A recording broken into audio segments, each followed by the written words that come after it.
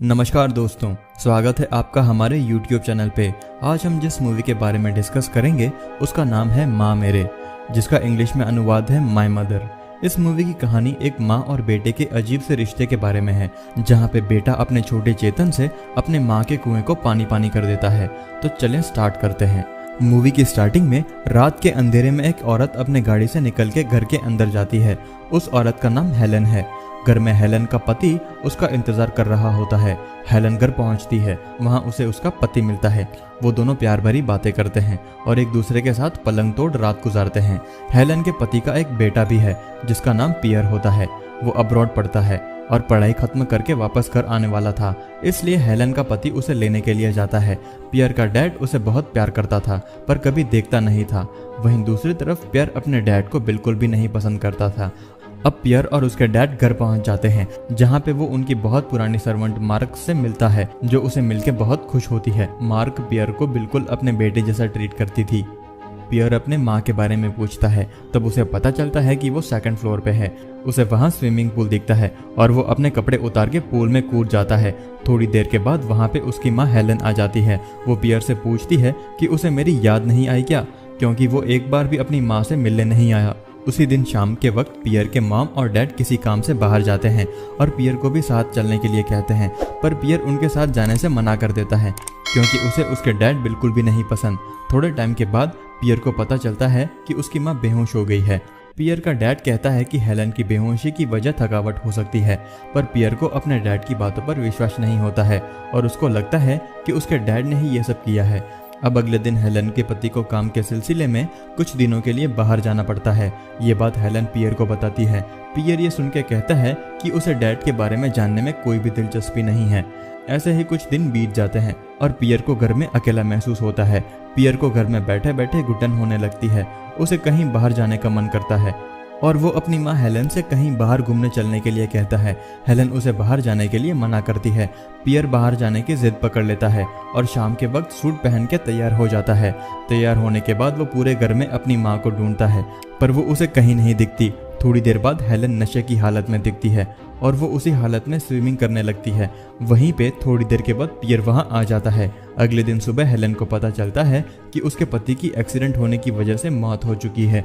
वो ये बात पियर को बताती है और साथ ही कहती है कि उसके डैड की डेड बॉडी उसके दादा दादी के यहाँ है। पियर ये खबर सुन के कोई रिएक्शन नहीं देता है, जिसपे उसकी माँ उसे डांट के बोलती है कि तुम्हें ये खबर सुनकर थोड़ा तो दुखी होना चाहिए, क्योंकि उसके डैड उसे बहुत प्यार करते थे। अब कुछ दिन के बाद का सीन दिखाते हैं, जहाँ पे हेलन और पियर एक रेस्टोरेंट में बैठ के बातें कर रहे होते हैं। हेलन पियर को बताती है कि वो कितनी बुरी औरत है और उसका पति कितना अच्छा आदमी था। वो कहती है कि वो एक गुफ्तखोर है जो दूसरों के साथ सोती है और ये बात उसे पति को पता थी, पर उसने कभी उसे कुछ नहीं कहा। सच्चाई सुनने के बाद पियर बहुत ज्यादा गिल्टी फील करता है और बीच के सामने जाके बैठ जाता है। हेलन भी वहां उसे ढूंढते हुए आ जाती है और उसे अच्छा फील करवाने के लिए हग करती है। अगली सुबह पियर देर तक सोया होता है। थोड़ी देर बाद पियर उठ जाता है। हेलन उसे उसके डैड का रूम साफ करने के लिए कहती है। पियर अपनी माँ की बात मानता है और उसके डैड के स्टडी रूम में जाकर सफाई करने लगता है। सफाई करते करते उसे स्टडी रूम में उसके डैड की काली करतूतों की वीडियोस की कलेक्शन मिलती है, जिन्हें देखकर वहीं पे उसका छोटा चेतन जग जाता है। अगले दिन वो बीच में जाके बैठ जाता है, जहाँ पे उसकी माँ हेलन आ जाती है और उसे सब कुछ भूलने के लिए कहती है और बोलती है कि वो आज उसे अपनी एक खास दोस्त रिया से मिलवाएगी। अब शाम का वक्त होता है, जहाँ पे एक कार में पियर और हेलन के साथ उसकी खास दोस्त रिया भी है। हेलन और रिया साथ में चिपक के बैठे रहते हैं और कुछ ही देर के बाद एक दूसरे को किस करने लगते हैं। ये सब पियर के सामने हो रहा होता है। ये देख के वो शॉक हो जाता है। दूसरी तरफ मार्क्स को पियर की चिंता होने लगती है, क्योंकि मार्क्स जानती थी कि हेलन कैसी औरत है और अपने बेटे को भी वो अपने जैसा बना देगी। अगले दिन रिया पियर को अपने साथ क्लब में लेके जाती है। पियर क्लब में कुछ ज्यादा ही शराब पी लेता है और नशे की हालत में किसी स्टेशन पर पड़ा होता है। तभी वहाँ पे पियर का पीछा करते करते हेलन और रिया आ जाते हैं। रिया पियर के पास जाती है और उसके सारे कपड़े उतार देती है। रिया और पियर एक दूसरे के साथ वहीं पलंग तोड़ समाधि लगा लेते हैं और यह सब उधर ही खड़ी हेलन देख रही होती है। कुछ दिनों तक ऐसा ही चलता रहता है। एक दिन हेलन शहर छोड़ के जाने वाली होती है। ये बात पियर को पता चलती है तो वो भागते हुए हेलन के कार के सामने आके उसे रोकने की कोशिश करता है, पर हेलन दुखी होकर उसे कहती है कि वो उसके लिए अच्छी मां नहीं बन पाई और वो वहां से चली जाती है। हेलन के जाने के बाद उसको अकेले घर में सूना सूना लगता है और वो बहुत ही दुखी हो जाता है।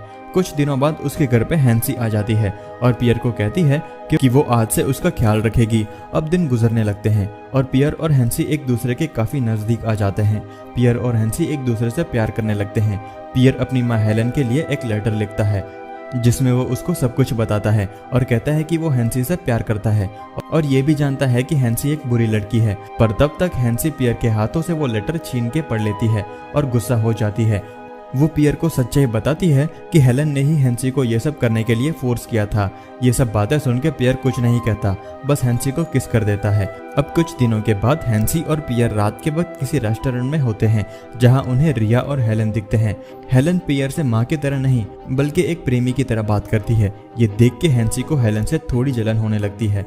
हेलन पियर को अपने साथ सोने के लिए लेकर जाती है जहाँ पे वो लेटी हुई रहती है और पियर को एक छोटी सी नाइफ देती है और उसी नाइफ से उसके पेट में एक छोटा सा कट करने के लिए कहती है। पियर हिचकिचाते हुए वो नाइफ लेता है और हेलन के पेट में छोटा सा कट कर देता है। अगली सुबह पता चलता है कि हेलन मर चुकी है।